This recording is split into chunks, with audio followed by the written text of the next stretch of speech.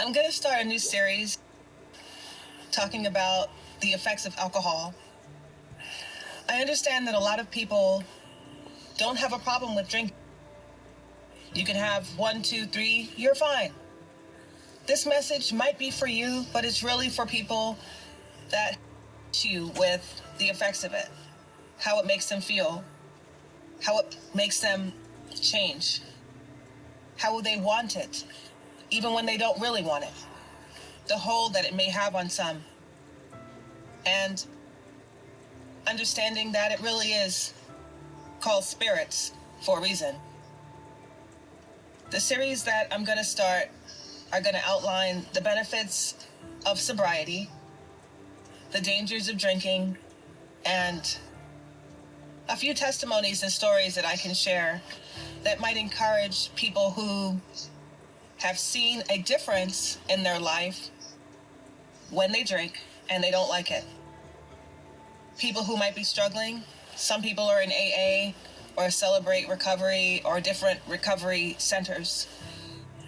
And some people haven't done that, but deep inside, they know that it's a problem. It's giving their life trouble that they don't want.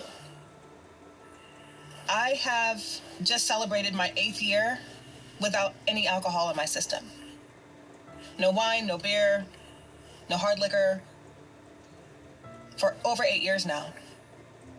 And I feel, number one, grateful to God for taking away the desire for me to drink, taking away any need or want, and wisdom during the process, especially in the very beginning, to make decisions to maintain my sobriety over any relationship, any plan, any event, any holiday. I think I can help people out here who either don't want to have a problem with alcohol, do have a problem with alcohol, or they're on the same path as me. Sobriety. It's a beautiful thing. And for fellow believers, we are required to live sober. So this new series that I'm going to start is going to be straight from the heart, but also backed up with facts, medical evidence, real life experience, and just plain old my love to you and things that I think can help you. I'm so grateful. I'm so grateful to be sober. There's a purity and a beauty in it. Something that I didn't even expect when I wanted it before, when I was still drinking many years ago. It's incomprehensible for someone who's trapped in that cycle. But I'll tell you, with God, all things are possible. And I'm here to encourage you as well. Sobriety is where it's at. So I look forward to sharing this new series coming soon. Sobriety is superb, getting down to the core of the matter. I'd like to talk about some of the reasons why people might drink heavily. Many people try to wash away pain and suffering that they've experienced in their childhood, or possibly a childhood, teens, and adult life. In order to move on to a place of healing, there's a few things that have to take place. And what I'm going to say may not go in line with some of the theories that different organizations have, like AA and Celebrate Recovery and a lot of the religious denominations. Those organizations and groups often talk about asking people that you've hurt for forgiveness. And that's true. If you've really done something horrendous to somebody, yeah, that should be on the radar of something that you need to take care of. But before that, before you go back and you start talking to people that you've hurt, we need to get to the core of the matter about something. Many times people were raised in a home with a narcissist flying monkeys, enablers, emotional, physical, sexual abuse. Sometimes all three of them. How in the world do you expect yourself, as a normal spiritual being, to thrive if you haven't confronted those things?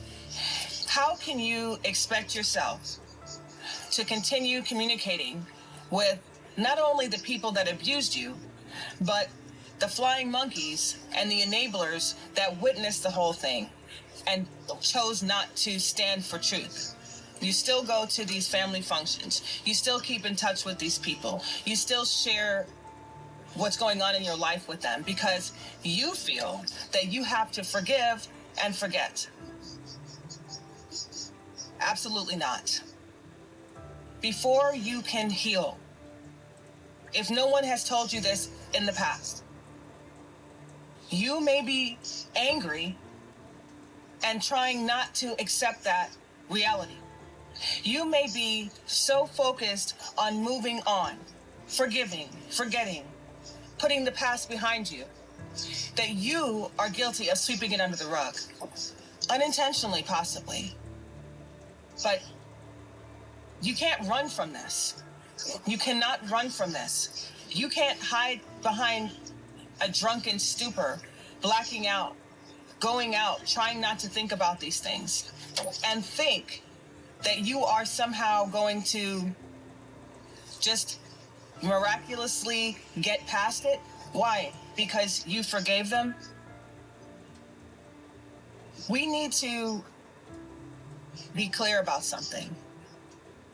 Healing comes in different forms, but I am absolutely against feeling that I have to pretend, along with the pretenders, that everything was fine in a situation that was horrendous, unfair, abusive. Just because it happened in your childhood and you're an adult, don't think time washes away wounds and heals. Just things happen. 20 years have passed. You should get over it. It's that exact attitude that causes a lot of people to drink and try to mask their pain and self-medicate. So on this journey to sobriety, you need to be 100% honest with yourself. Are there people in your life that you need to either confront and separate from for a time being, or just not confront? And they call it no contact for a reason. Go absolutely no contact. The people that enabled the narcissists and the abusers in your past, they need to be held to account. You can't look the other way while somebody's being abused, and now 20 years, 15, 30, 40 years later, you get a free pass because time has passed and, we're all adults now. It's time to hold the flying monkeys accountable too. They might call just to check up on you and see how you're doing and report back to the narcissist or the abuser. If you really want to be sober, if you really want to heal, you have to make a decision. Is my life worth their life? Are you going to sacrifice yourself for people who probably don't even care? They wouldn't even care, really, if you died. As long as they're not the one that's dying, that's all they care about. You could drink yourself into the grave. And they'll just say, well, he or she, they always had a problem. These are the people that you're willing to die for? So the point of this video is to say, you need to come to terms with some pain that you may have suffered at the hands of people that are still in your life. And my suggestion is, for a time being, while you are working on your sobriety, one of the best things you could probably do, whether you confront them about what happened and go no contact, one of the best things you can do while you're sorting this out, while you're working on your sobriety, is to separate yourself from people Whether you have to pray, get into your heart, really take some time and think about this. Do you need to separate from certain people? But the most important thing, and we're going to do that right now. For those of you who don't believe in God, I guess you can watch what I'm going to do, or you can stop the video here. But this is for people who are open to the power of God and prayer, and people who believe in God. I want you to repent, ask God to forgive you for abusing your temple. Yes, we're going to get to the reasons why you did it. But remember, we're responsible for this temple. Our body is a temple of the Most High. And by ingesting alcohol and doing things that are abusive to our bodies and that go against God's will and God's order, the first thing we need to do is to ask God to forgive us for what we've done. Can't bypass that. Hello. Welcome back to Sobriety is Superb. So in the last video, part 2 of 3, we discussed repenting to God for abusing our temple, asking God to forgive us for things that we've done,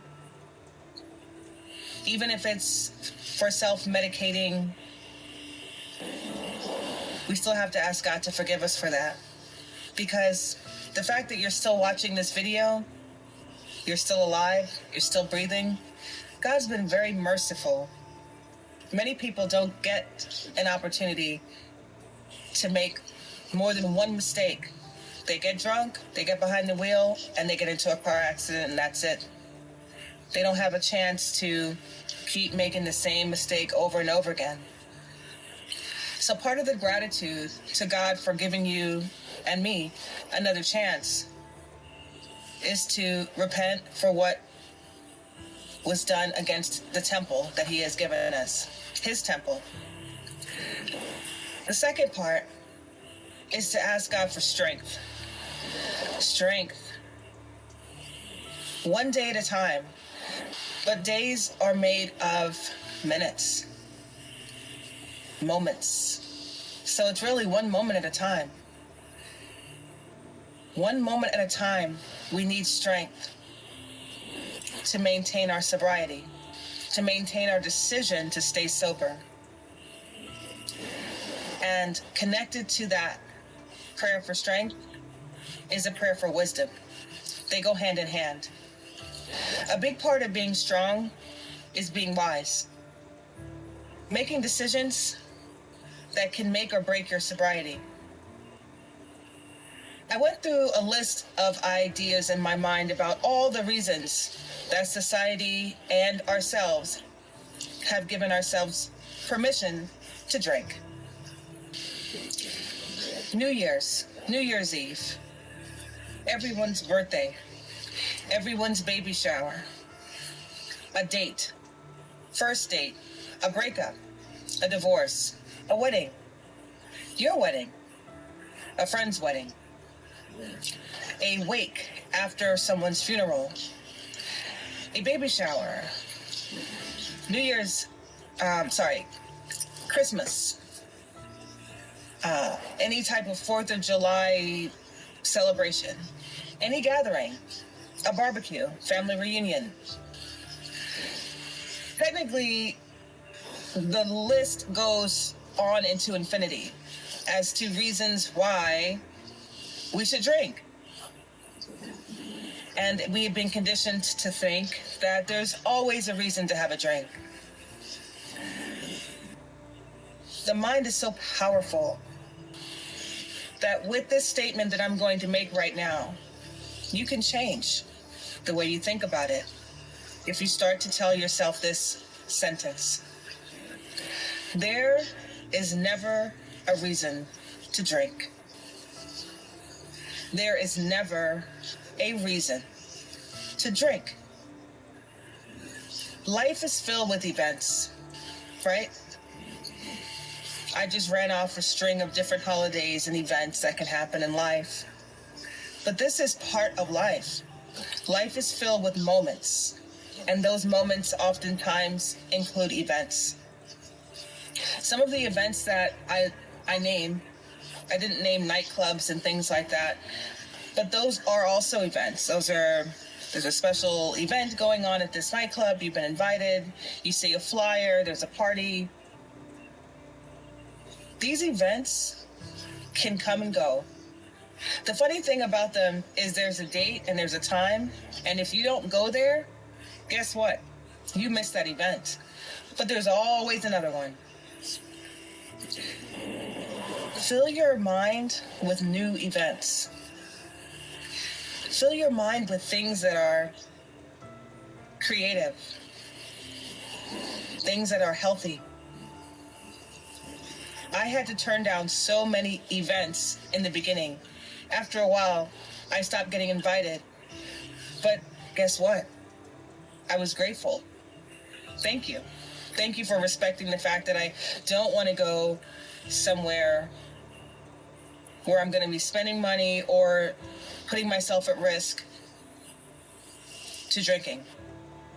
And I didn't have to tell everybody, oh no, I can't go to this event because I don't want to drink. Just say, no, I won't be able to make it. I won't be there. I have other plans. My other plans could be getting to sleep early. You want to talk about getting good sleep? Sobriety. I have the best sleep being sober. Blacking out does not count. Just making a joke. But real sleep, no alcohol involved, that's the purest sleep. Catching up on sleep, pampering myself, taking a hot bath, doing a facial, doing my hair, working on an art project, working on a vocal project, watching stuff on television. Actually, I really watch YouTube. But watching a series, watching my favorite podcaster, reading, listening to music at home, cooking, cleaning. It's like, these are events too. These are healthy things. Working out, taking a new course, learning something that you've never learned before. These are events. These are things that can fill your life, make you a better person. And there are some people in your life right now that eventually will fade away, meaning they will not have the same interest as you because your interests have changed. And guess what? That's part of life too. The reason for this video is to really discuss there's never a reason to have a drink. Life is full of wonderful events. You can make new events, change everything, change your whole life. Thank you for watching. Welcome back to Sobriety is Superb with Cherry Mahogany. In this episode 4 of 4, I'm going to be sharing some less common reasons not to drink. But down in the description box, I will have different links to medical studies and more popular health-based reasons not to drink alcohol. But here we're going to be talking about some less talked about reasons.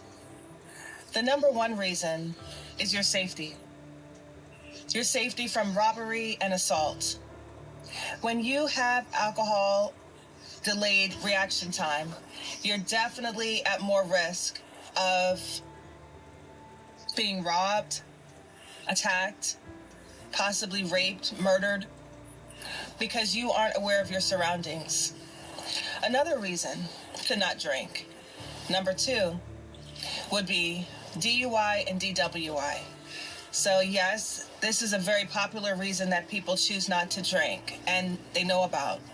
But a lot of people don't realize that there are people that have to pay the state upwards of $30,000 for a DUI. They lose their ability to drive legally. Some people have to hire a driver jumping through hoops to have a license that requires them to only go to work, making it almost impossible to have a normal life, and you have something on your record. It follows you for a very, very long time. Not to mention the possibility of vehicular manslaughter or seriously injuring someone else or yourself. Number 3, money retainment. Not drinking, your mind is sharp, you're not going out and spending your money frivolously, you're not throwing stacks of dollar bills out at clubs, you're not in an environment where pretty much you're seen as a money sign. You're a dollar bill sign to a lot of establishments. They want you to buy bottles, drinks.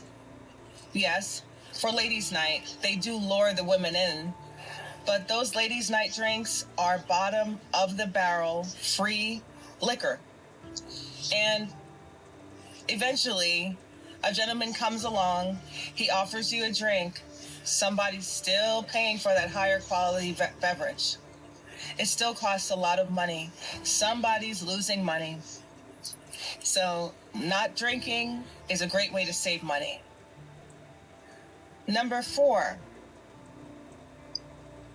unwarranted sexual experiences. There are probably millions of people who maybe they went out on a date with someone or they were in proximity with someone. They may not remember how flirtatious they were at the time because alcohol has a way of opening up a person's sexuality. The video after this, number 5, is going to be talking about the spiritual effects of alcohol. But for now, we're talking about victims of date rape or rape in general because they had a few drinks, male or female, and this person took complete advantage of them because if they hadn't been drinking, it would not have happened. Or they may have behaved in a manner a little more flirtatious than normal that made the other person believe that they were okay with it. So there is unwanted and unwarranted sexual experiences. The next one, let me look at my book. Unintentional cheating is number 5. How many people found themselves in a situation with a third party and they wake up and they realize they cheated on their loving partner because they were inebriated, they were drinking. They were at a party or somewhere with someone else and things went in a direction that it never would have gone had they not been drinking. Relationships and marriages can end. Babies can come into the equation that would never have been conceived had there not been alcohol involved. Number 6, not to drink, is the risk of alcohol poisoning. Alcohol poisoning is caused by high volumes of alcohol in the system in a very short amount of time. But when you're having shots or drinking and not keeping tabs on how much you're drinking, or possibly because you're not thinking logically, you're drinking more than you should, alcohol poisoning is much more common and easy than a lot of people may realize, especially if you haven't been eating enough or depending on your body weight and your body fat percentage. All these things play a role. So, the next one I'm going to say, number 7, is going to sound a little disgusting. Because alcohol hinders the gag reflex in the brain, there's a gag reflex nerve that we have. Alcohol inhibits that. So normally, under normal circumstances, if you have something trapped in your throat, the gag reflex automatically responds and it clears your throat. Many times when a person is drunk, they're laying in prone position on their back and they end up choking on their own vomit. And because their gag reflex is inhibited, they end up choking on their vomit and dying. Technically, they're dying from asphyxiation. Could you imagine that being the cause of death? Dying from choking on one's own vomit. So that's a pretty straightforward reason not to drink alcohol. Another one that may not be discussed much is alcoholic coma. So a person can black out and fall into coma. As we all know, there's no guarantee that a person can just get out of a coma. It's not like a 10-hour max or anything. Coma can last for years. So that's another reason not to drink. So the bonus one I'd like to add is, did you realize that on average, heavy drinkers, alcoholics, live 24 to 28 years shorter than non-drinkers? The beauty about our bodies is it naturally heals itself.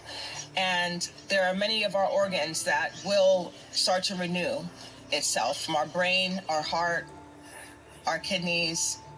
These things can start to be renewed once we stop drinking. But as far as like a heavy drinker, alcoholic, on average, can lose almost 30 years of their life compared to a non-drinker.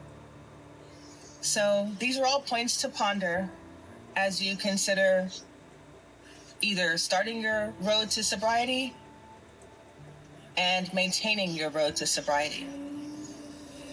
Thank you so much for watching. Sobriety is superb. Why is alcohol called spirits? As I took a deep dive into why alcohol is called spirits, Google states that it's derived from the Latin word spiritus, which means breath, breeze, essence, or soul. This term was associated with the distillation process, where the alcohol vapor was believed to contain the spirit or essence of the original substance. I also found that alcohol is said to come from the Arabic term al-kul, which means body-eating spirit, although many articles online refute that. However, one of the articles, I'll link it below, states that in alchemy, alcohol is used to extract the soul essence of an entity. By consuming alcohol into the body, it in effect extracts the very essence of the soul, allowing the body to be more susceptible to neighboring entities. This may account for the way you feel differently after drinking: more sexual, more violent, less rational, less logical, and in many cases, eventually blacking out completely, with no memory of what was done, said, or what happened, or how long one was blacked out for. This is a very serious and dangerous side effect of excessive drinking. And one of the pitfalls of drinking is due to the decreased logic side of the brain working properly. The more you get drunk, the less logical you are, therefore, you're more likely to continue drinking. It's a vicious cycle. My personal take on the term spirit in alcohol is I agree with both. I agree that yes, alcohol is derived from the essence or breath of an item. The alcoholic vapor contains the spirit or essence of that original substance, whether it's rice, rye, barley, wheat, however it's derived. Now, the Arabic term, body-eating spirit, al-kul, I also believe in that, because looking at the effects of alcohol, blacking out, changing. Do you know that 3 million plus people annually die around the world from alcohol abuse? But they're only talking about things like alcohol poisoning, liver damage, heart failure, cancer, and car accidents. But how many people have been killed in a bar fight or a domestic violence situation because one or both of the partners were drunk? A lot of people are in prison right now serving sentences for murder or attempted murder because they had that liquid courage in their system, or they had that spirit that took them over, and they became a violent, rage-filled person. Someone that, when they're sober, they probably wouldn't even recognize if they watched themselves, if they somehow saw video footage or heard themselves on a recording. Alcohol, spirits, can completely change a person. Sobriety is superb. Cherry Mahogany. So this is a bonus video. This is just going to be one of the main things that people can think about when you decide that you want to go sober.